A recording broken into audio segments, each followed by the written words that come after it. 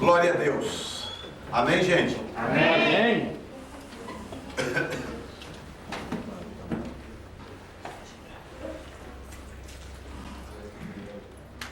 Bom, encerramos semana passada falando sobre o véu do Santíssimo, foi? É isso mesmo?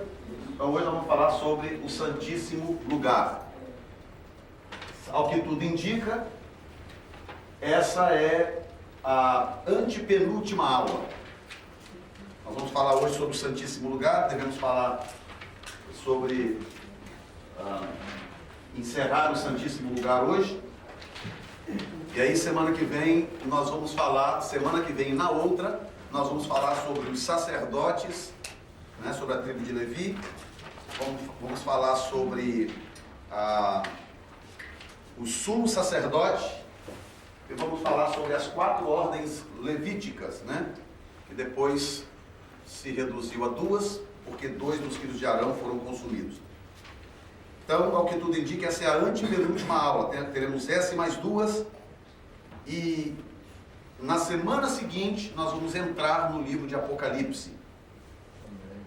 E vamos estudar o livro de Apocalipse de uma forma muito linda, sob uma perspectiva, para quem está fazendo esse curso, sob uma perspectiva perfeitamente inteligível.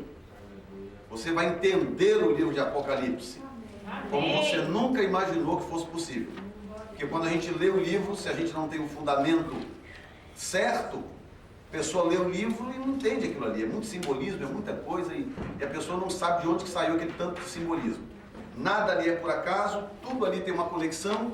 E o lindo da Bíblia, primeira regra fundamental da hermenêutica, é que a Bíblia se explica a si mesma.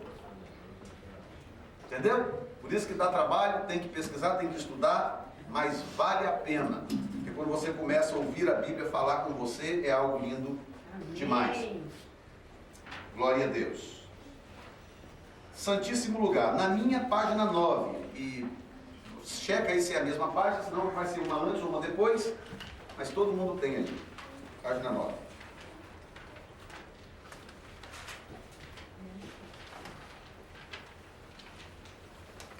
Todo mundo achou?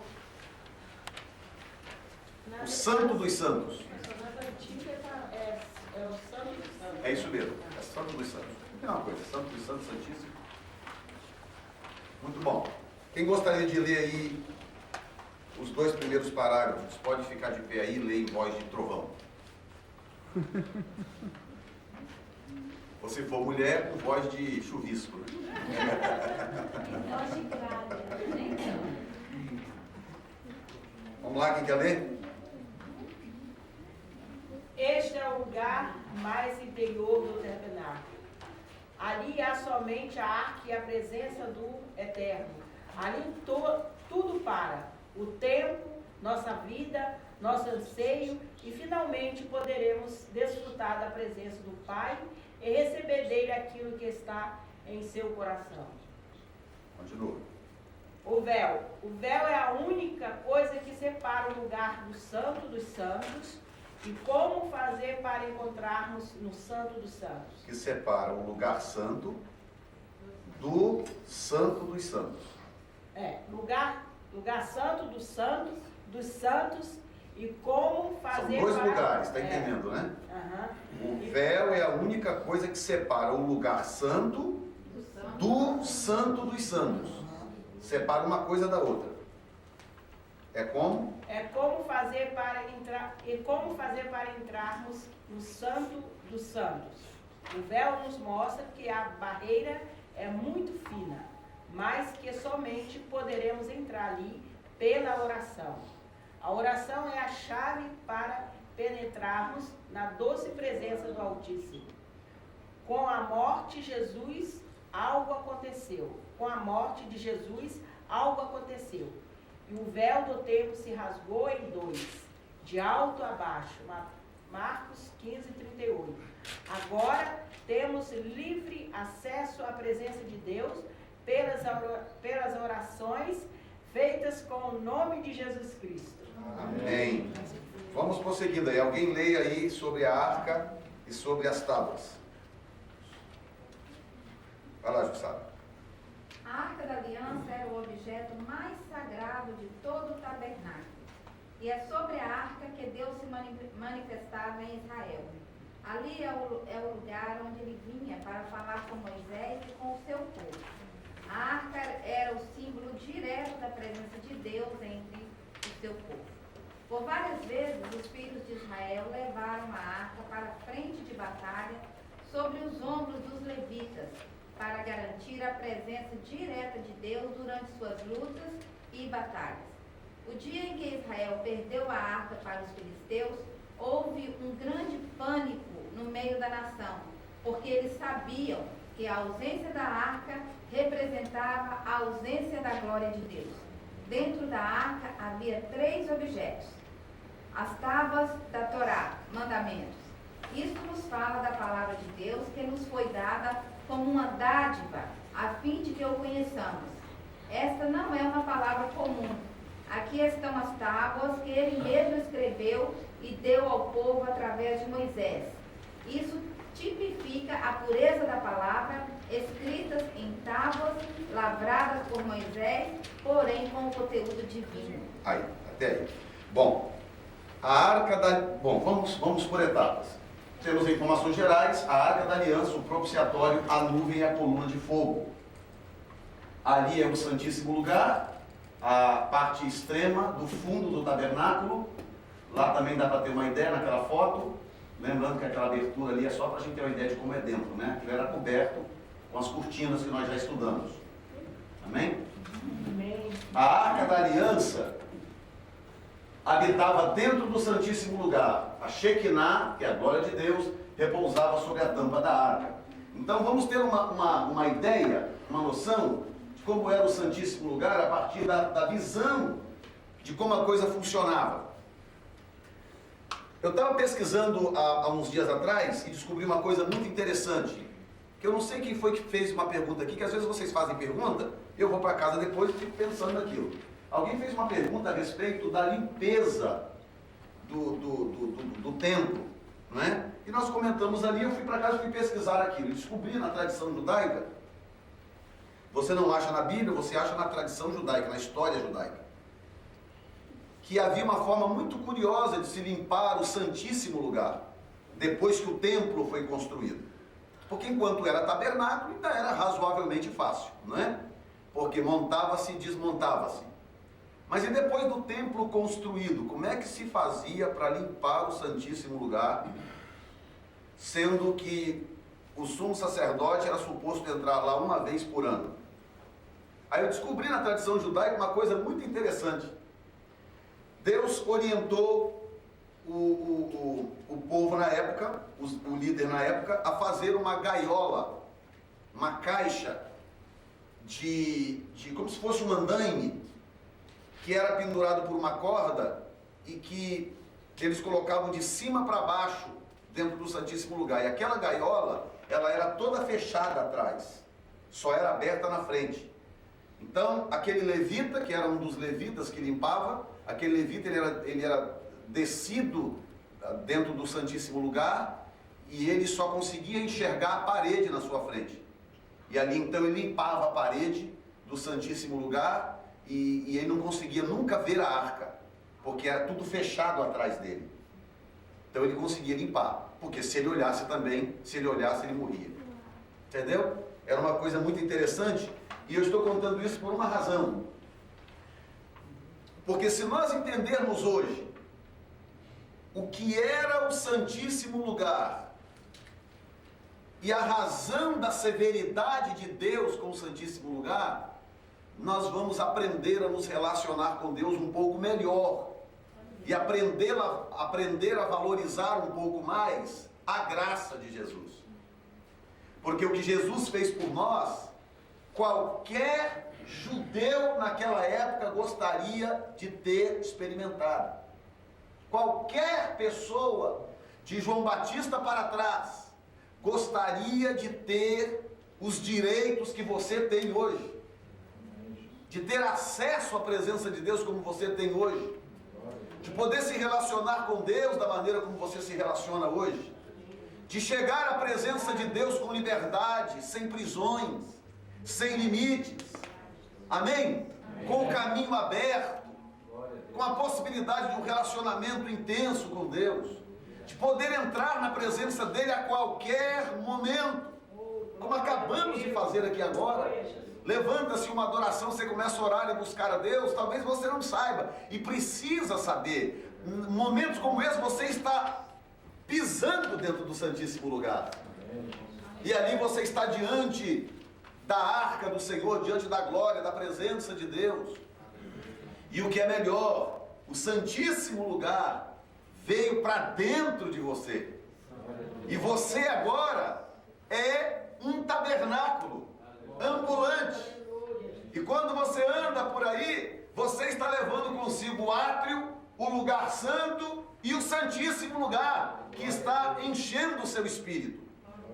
Nós explicamos no começo do ensino do tabernáculo que o tabernáculo ele representa Cristo na sua essência, mas o tabernáculo também representa o homem. Lembra que eu falei das camadas de revelação? Você vai levantando as camadas, tem mais revelação ali. E aqui representa também o homem. O átrio representa o corpo, é a matéria, é o lugar das impurezas. O lugar santo representa a alma, é melhor um pouco do que o corpo. Ali tem a presença de Deus também, mas tem muita coisa a se fazer. Ainda tem coisas para serem limpas. Tem o castiçal que precisa ser limpo todo dia. Tem o incenso que precisa ser renovado e limpo todos os dias. Tem a mesa do pão que precisa ser reposta e realimentada todos os sábados. É a alma. E o Santíssimo Lugar é o Espírito. É o lugar onde Deus se aloja. É o lugar onde Deus habita. Então, se você entender você, metaforicamente falando, como o tabernáculo, você vai entender uma série de coisas. E você vai passar a se relacionar com Deus com um pouco mais de consciência. Ou seja, o fato de Deus estar plenamente no seu espírito, plenamente, habitando aí, a Bíblia diz claramente que o Pai, o Filho e o Espírito habitam em nós. Amém? Amém. Paulo disse claramente, 2 Coríntios 3,16, que nós somos templo do Espírito. Confere para mim se é segundo ou primeiro. Que nós somos templo do Espírito Santo de Deus. Templo, templo, templo. A palavra templo tem o mesmo valor da palavra tabernáculo. Porque o templo era rigorosamente igual ao tabernáculo. Com a diferença de que o tabernáculo era móvel e o templo era fixo. Pode ler, pastor. 2 Coríntios 3,16? É. Mas quando alguém se converte... Não, no 1 Coríntios. 1 3,16. Pode ler. Aqui fala o tabernáculo também. Tá, então estou esperando um pouquinho. Lê primeiro o 1 Coríntios. Não sabeis vós que sois o templo de Deus e que o Espírito de Deus habita em vós? Pode ler, pastor, agora. Mas quando alguém se converte ao Senhor, o véu é retirado. É, O véu. exato. Bom, tá bom. Acabou ajudando mesmo. Então, o que Paulo está dizendo é, olha, você é o tabernáculo. Cristo é o tabernáculo na sua essência, porque tudo ali naquele tabernáculo revela o caráter de Cristo, a sua pessoa, a sua natureza humana, a sua natureza divina, as suas 4 faces reveladas nos 4 evangelhos, e toda a sua obra, a obra de redenção, seu sofrimento, a sua pureza, a sua santidade, a sua filiação divina, está tudo revelado ali. O tabernáculo é Cristo. E de tal forma que o tabernáculo por fora não tinha beleza, não tinha formosura. A cobertura final do tabernáculo era uma pele de animal, ou pele de animal marinho, feio. E aquilo era para proteger do sol e proteger da chuva. Não tinha nada de bonito. Quem olhava do lado de fora via aquela cortina rústica, aquele tabernáculo rústico estranho no meio do deserto. Mas quem entrava dentro encontrava aproximadamente 1000 quilos de ouro, e mais um tanto de quilo de prata, e ainda mais pedras preciosas no peitoral do sacerdote, e tantas outras coisas que tinha ali dentro. Assim é Cristo. Isaías diz no capítulo 53 que ele era desprezado e o mais indigno entre os homens, homem de dores e experimentado nos trabalhos, e como um de quem escondíamos o rosto, dele não fizemos caso algum. E olhando nós para ele, nenhuma beleza víamos para que o desejássemos. assim é Cristo, como tabernáculo. Por fora um homem comum, um homem simples, um homem, quem sabe, rústico, um artesão, alguém que é acostumado a trabalhar com as mãos. A Bíblia diz carpinteiro, mas a palavra grega ali quer dizer artesão. Então era algum tipo de trabalho manual, quem sabe as mãos rústicas, calejadas, um homem de dores e experimentado nos trabalhos. Mas dentro dele, quem conseguia se relacionar com ele, quem conseguia se aproximar dele, quem conseguia aceitá-lo como filho de Deus pela fé, dava de cara com o ouro, com as pedras preciosas, com as riquezas e com as grandezas de Deus. Porque Paulo disse: nele habita corporalmente toda a plenitude da divindade. Amém. Toda a plenitude da divindade Glória a Deus. habita nele. Mas quem olhava para ele pelo lado de fora não acreditava. Muita gente passou por Jesus e desprezou-o. Muita gente olhava para ele: mas peraí, esse aí não é o filho do carpinteiro? Conhece esse menino? Mas dentro dele estava tesouros inacessíveis, tesouros incompreensíveis, tesouros gloriosos, extraordinários, que 2000 anos depois de história, a igreja toda, de todas as eras, mas os pesquisadores, a ciência, estão até hoje batendo cabeça, tentando entender, explicar, ninguém consegue, ainda é um mistério da história. Um homem que mudou a história, que mudou o calendário, um homem que com uma mensagem que ele deixou para trás, ele desfez o império mais poderoso da terra, o Império Romano.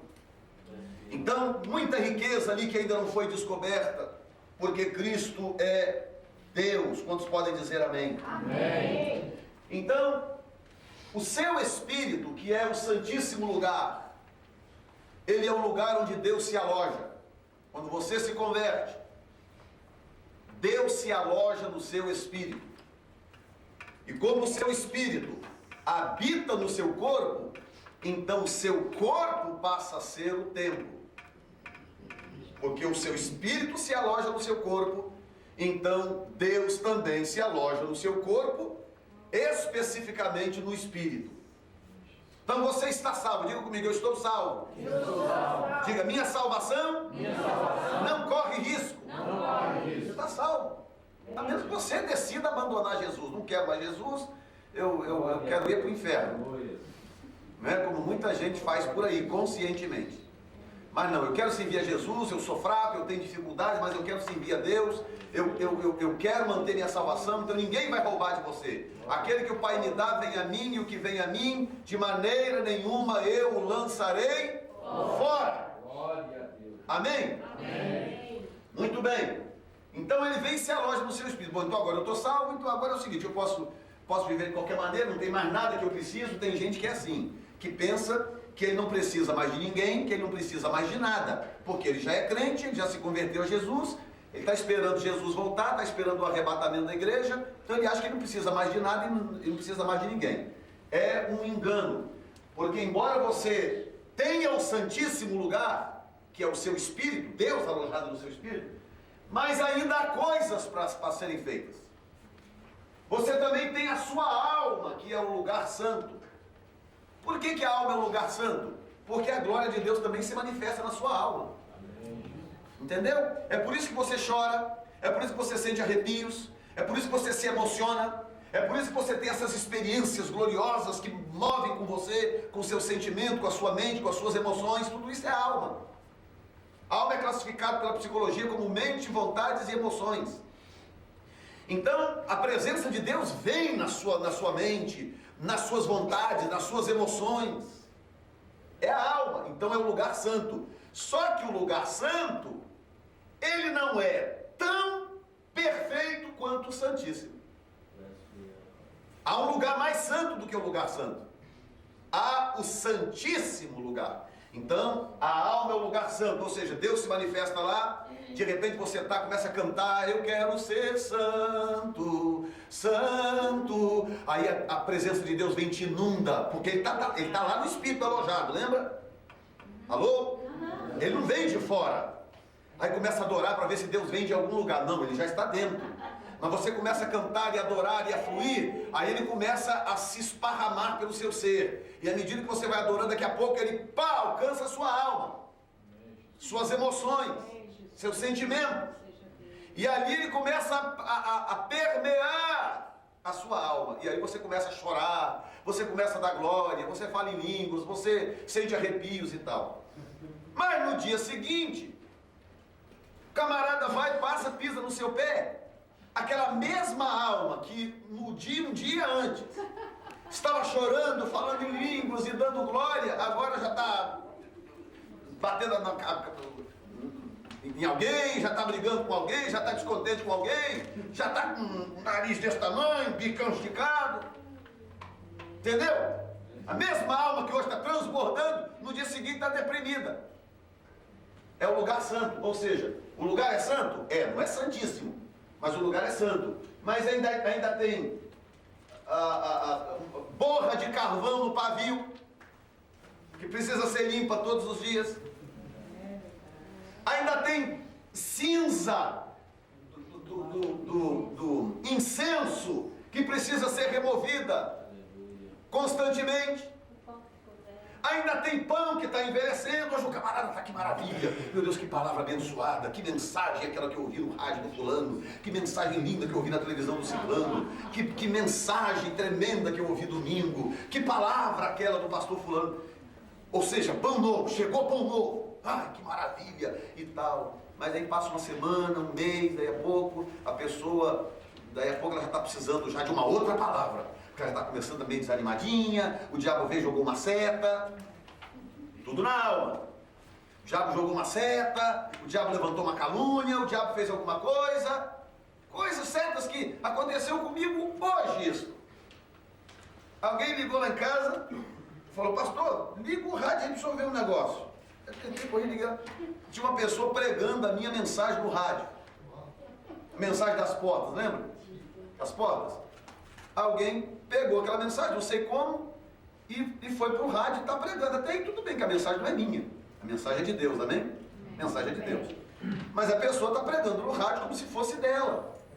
Entendeu? E a pessoa pregou, falou da porta do peixe, falou da porta do gado, falou da porta das ovelhas, falou da porta do vale.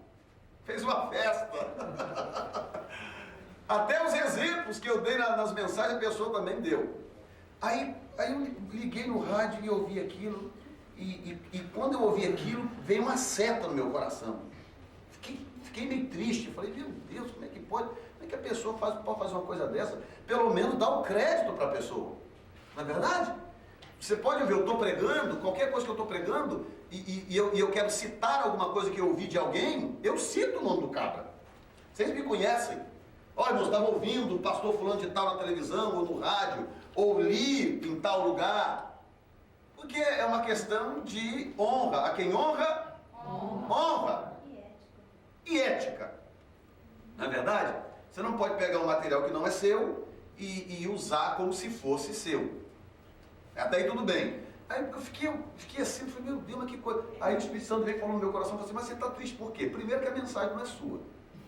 Segundo lugar, você tem que ficar alegre, porque tem mais gente comendo na sua mesa do que você imagina. Tem mais gente por aí comendo na sua mesa e você não sabe. Então você tem que se alegrar. Aí o que aconteceu? Aquela, se Deus não fala comigo e eu não reajo, aquela setinha ia se alojar onde? Onde? Na alma. Entendeu? Aí quando eu percebi, falei, já fui lá, peguei um negócio, já limpei aquele pavio. Entendeu? Limpei um paviozinho lá no candelabro, fui lá, removi a cinza do coisa e tal, respirei fundo e glória a Deus. Amém? Então, Espírito Santíssimo, a alma, lugar santo, e do lado de fora é o corpo, é o átrio. O nosso corpo não presta. Nosso corpo está condenado à morte. É o que tem no átrio. O que tem no átrio é morte. O que tem no átrio é mau cheiro. É carne queimando. O que tem no átrio é um sacrifício da carne constante. É isso que tem no átrio. é o nosso corpo. Tem muita coisa no nosso corpo que usado corretamente é uma bênção, canalizado de forma indevida é uma desgraça, é uma miséria, é uma destruição. Então todos os dias tem que ter cheiro de carne queimando no seu corpo. Você tem que pôr fogo na carne. Amém? Amém? Não adianta pensar, não, agora eu atingi um high level, agora está tranquilo, agora eu estou numa boa, não tem mais perigo. Não existe high level. O high level está lá no seu espírito, no santíssimo lugar. Lá é high level. Amém? Amém. Porque no santíssimo só entra o sumo sacerdote. Quem é o sumo sacerdote? Jesus. Aleluia. Mas no átrio, meu filho, qualquer um entra, nego entra com os pés sujos, arrastando uma vaca, berrando, e agarrado na goela de uma ovelha, bode lutando para escapar, e um lá com a faca no pescoço do outro. É o átrio, é o corpo, é o nosso corpo. Fica 2 dias sem tomar banho para você ver. 2 dias. Pastor, olha, eu não sei não, pastor, estou assim, estou muito santo, pastor, cheguei num nível de relacionamento com Deus, o senhor precisa ver que coisa, pastor, assim, parece que eu vou ser arrebatado. Fica 2 dias sem tomar banho. 2 dias sem escovar os dentes. Ai, Jesus. Para você ver o high level. Santíssimo é a alma. Santíssimo é o Espírito. O lugar santo é a alma e o átrio é o corpo.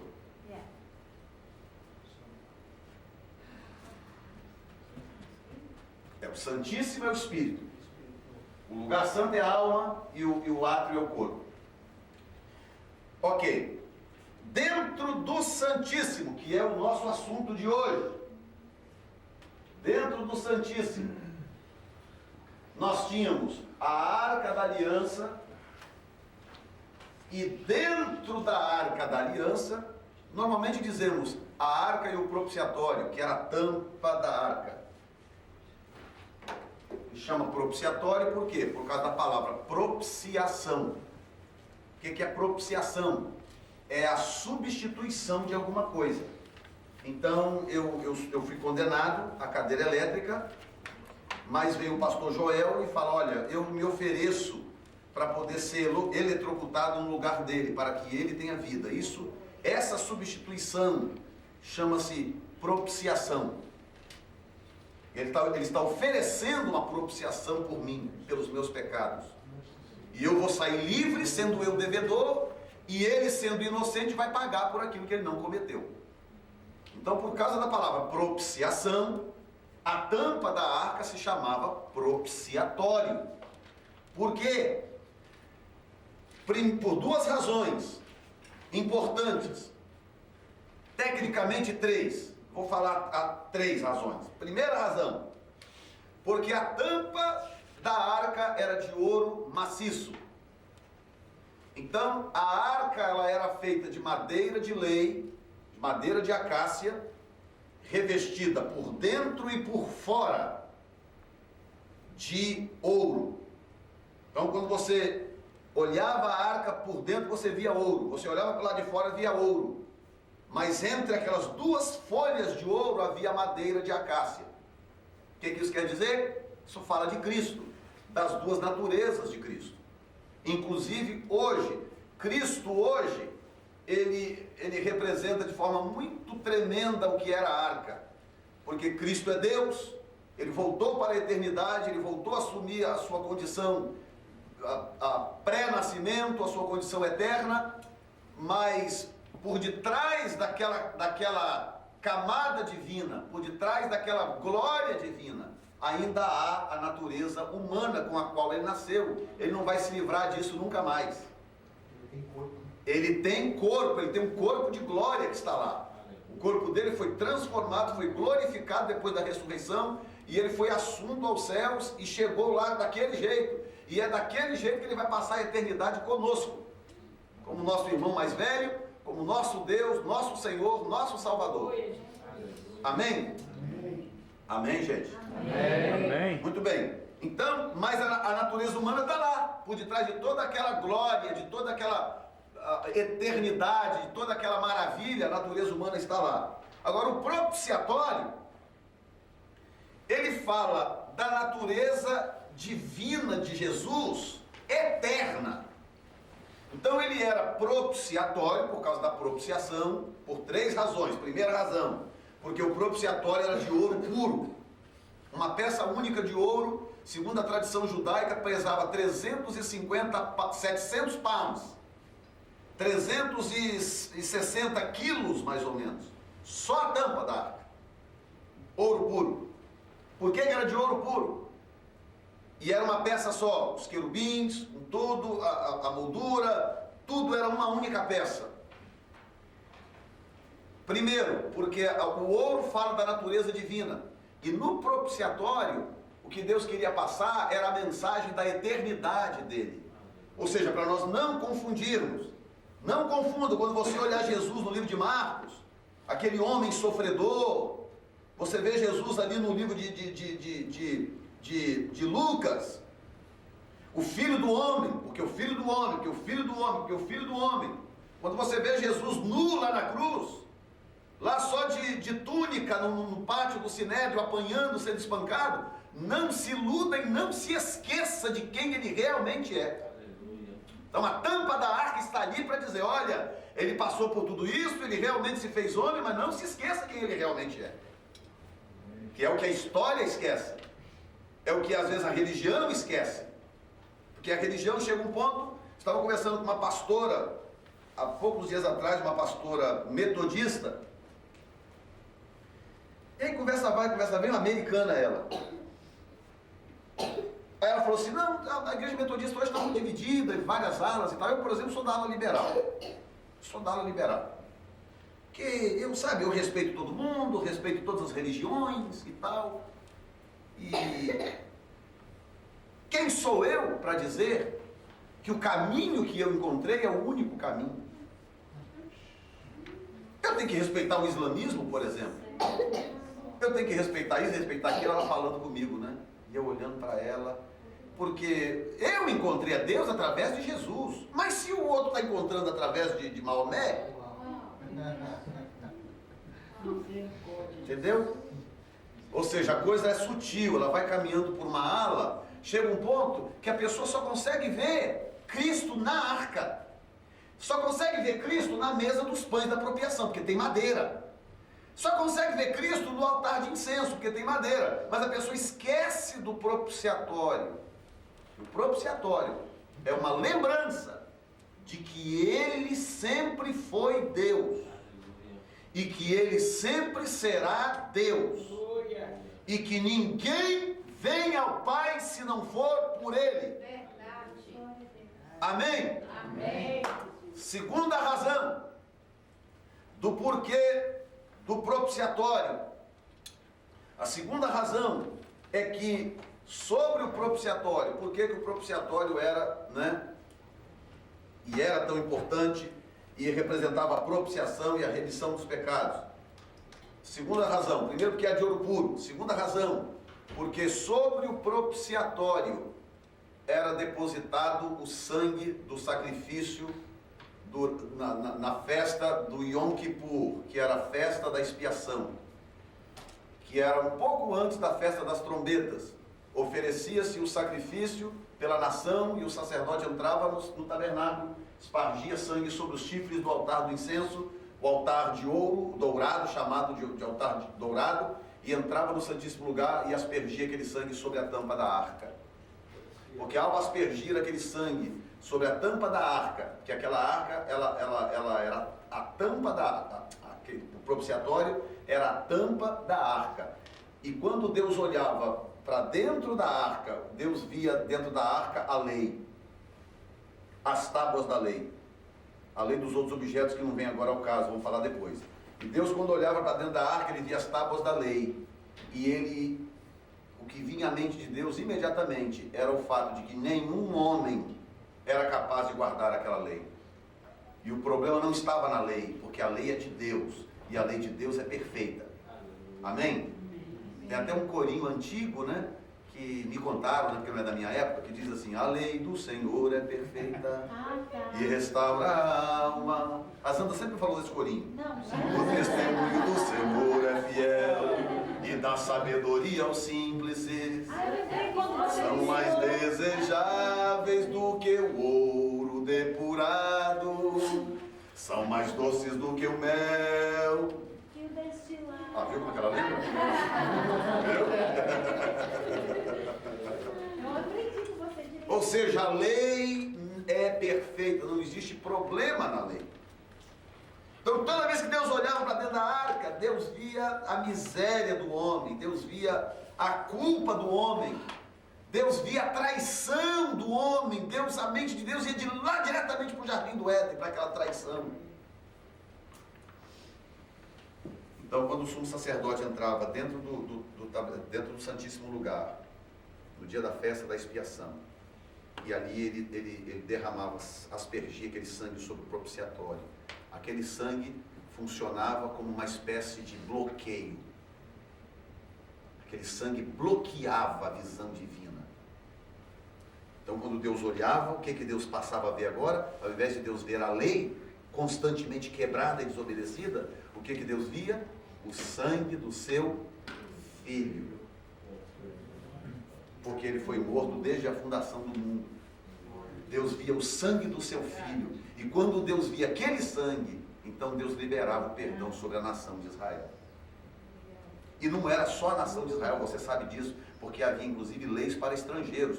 A gente fala nação de Israel porque é como nação, mas todo o povo que estava lá, entre o povo de Israel, muitos estrangeiros inclusive, recebiam perdão dos seus pecados, porque Deus nunca excluiu os gentios. Profeticamente, em perspectiva, os gentios sempre estiveram incluídos nos planos de Deus.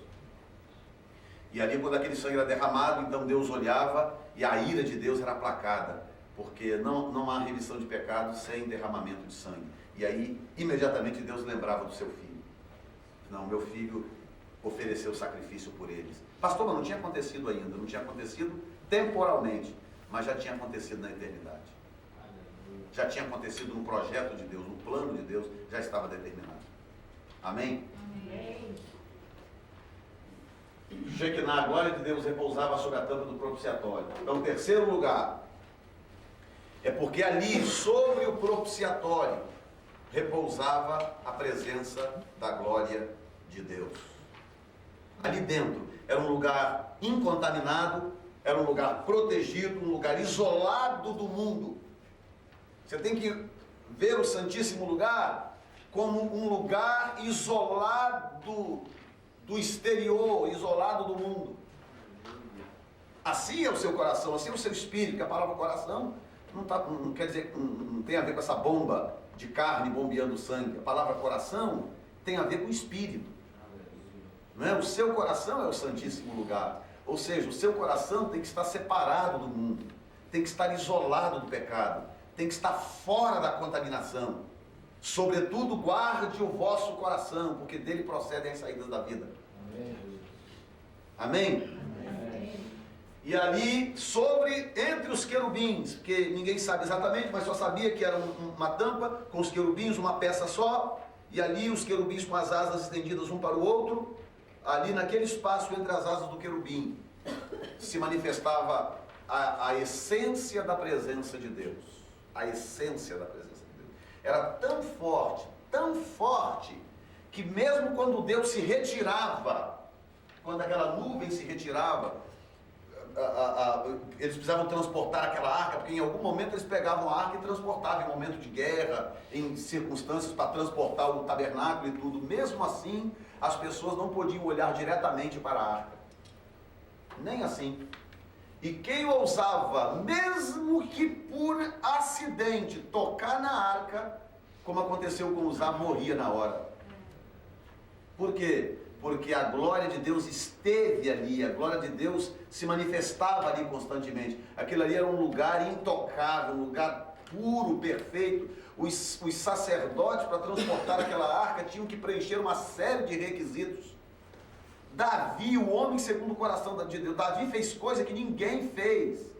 Davi era tão querido por Deus, que Davi comeu o pão da preposição e não morreu.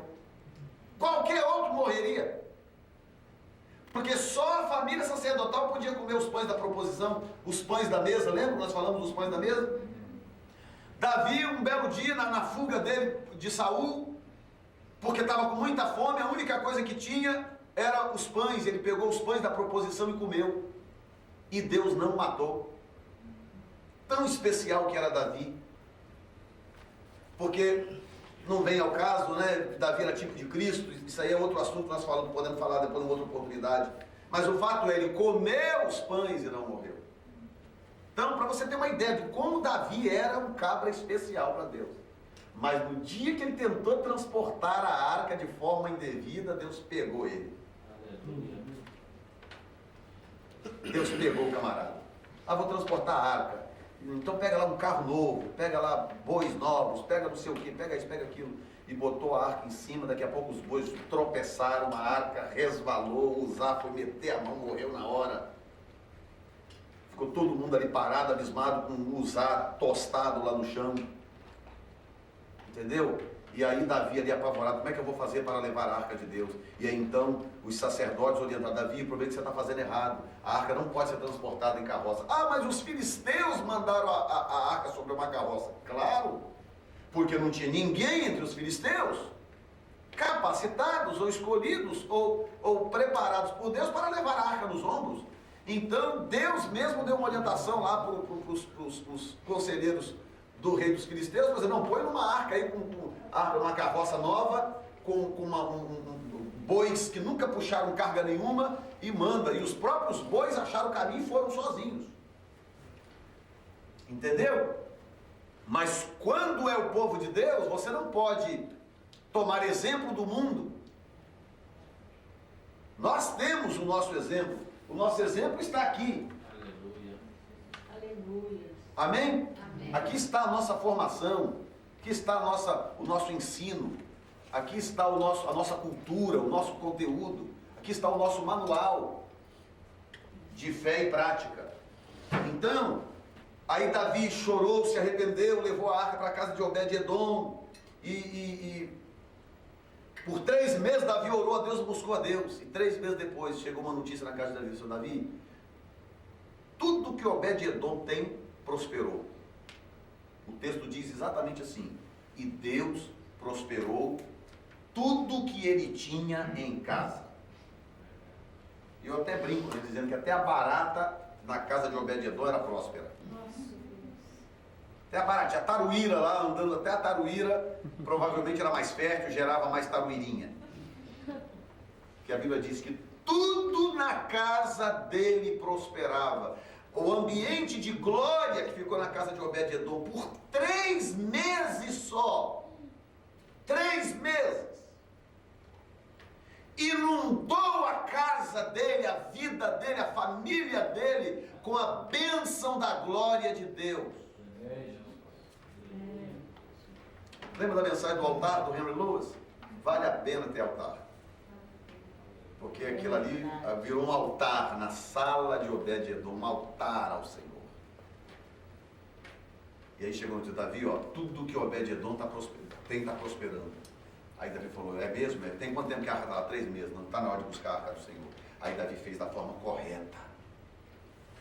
Foi lá, buscou os sacerdotes, buscou orientação, e foram na casa de Obed-Edom, botaram a arca nos ombros, e a cada 6 passos, olha só, a cada 1, 2, 3, 4, 5, 6, parava toda a comitiva. E Davi, que sacrificava ovelhas, bois, oferecia um altar ao Senhor com sacrifícios. Agora mais 6 passos, a pé. A cada 6 passos ele oferecia ao Senhor um sacrifício. Porque deu um pino na cabeça de Davi. Porque você sabe que acontece isso, né? Muita gente cai, escute isso. Essa informaçãozinha que eu vou te dar pode salvar a sua vida um dia. Muita gente cai do favor de Deus, porque um belo dia passa a se achar especial demais para Deus. Aí acha que não precisa mais observar princípios, acha que não precisa mais prestar atenção em determinadas coisas, detalhes, entendeu? A verdade é, você é realmente especial para Deus. Mas você é especial para Deus enquanto você se encaixar nos princípios, nos requisitos que Deus estabeleceu para se relacionar com você. Aí naquele dia caiu a ficha deles. Meu Deus do céu, o que eu fiz? Que doideira. O que eu fiz? Não, mas agora, Senhor. Não precisava um sacrifício a cada 6 passos. Mas agora já estava velhaco demais. Agora ele decidiu que não quer saber de uma coisa. Agora eu não vou deixar brecha nenhuma. E eu não sei o número, mas foram centenas ou milhares de animais sacrificados até a arca chegar em Jerusalém. Nossa, onde que ia voltar? Para viajar com ele? Tinha que viajar com ele. Claro. Glória a Deus. Quem está aprendendo alguma coisa, diga amém, Jesus. Amém, Jesus. As medidas do Santíssimo Lugar: 4,60 metros de largura por 4,60 metros de comprimento. Era um quadrado. Lá ficava a arca, né, relativamente no canto do tabernáculo, como o último objeto do tabernáculo. Depois dela só tinha a parede.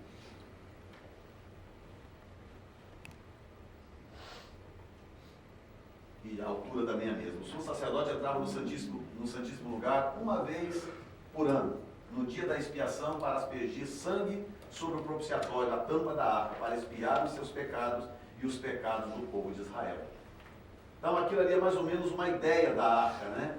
Como se imagina a arca por aquilo que o próprio texto diz, né? E eu estava pesquisando sobre a arca uns dias atrás, e a informação mais aceita, porque existem algumas versões, né, sobre a arca.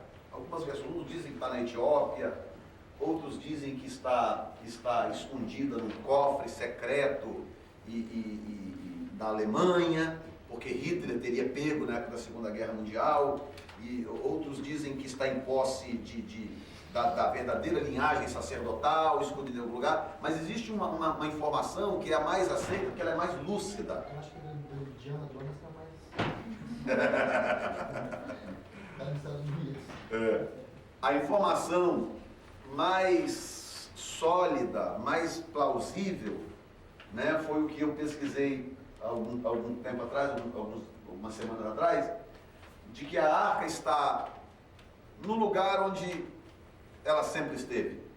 Ou seja, ela está debaixo do templo, do monte do templo. O templo foi destruído, mas eles têm câmaras secretas debaixo do Monte Moriá, onde o templo de Salomão foi construído. E inclusive túneis e etc, porque é um lugar muito interessante ali. Depois a gente pode falar sobre isso com um pouco mais de detalhe numa outra oportunidade. Os canais de água que tem ali. Porque uma coisa interessante a respeito de Israel é que não tem muita água externa em Israel. Não tem. E eles levaram muito tempo para descobrir o segredo da terra. A água de Israel é toda subterrânea. 90% da água de Israel é subterrânea. Eles descobriram há pouco mais de 10 anos, 15 anos me parece atrás, pouco mais de 10 anos, descobriram um lago na região chamada Qumran, onde eles acharam os rolos do Mar Morto, 3 milhas de diâmetro. Um lago de água potável submerso. Já ouviram falar no aquífero Guarani? No Brasil? Em Israel é mais ou menos assim. Rios subterrâneos, lagos inteiros. E esse que acharam não faz muito tempo, tem 3 milhas de diâmetro. E um lugar que era completamente deserto, eles intensificaram, fizeram fazendas. E hoje o Vale de Jezreel, que era há muito tempo atrás, até pouco tempo atrás, era um deserto absoluto. Hoje é fazenda. Plantam a laranja,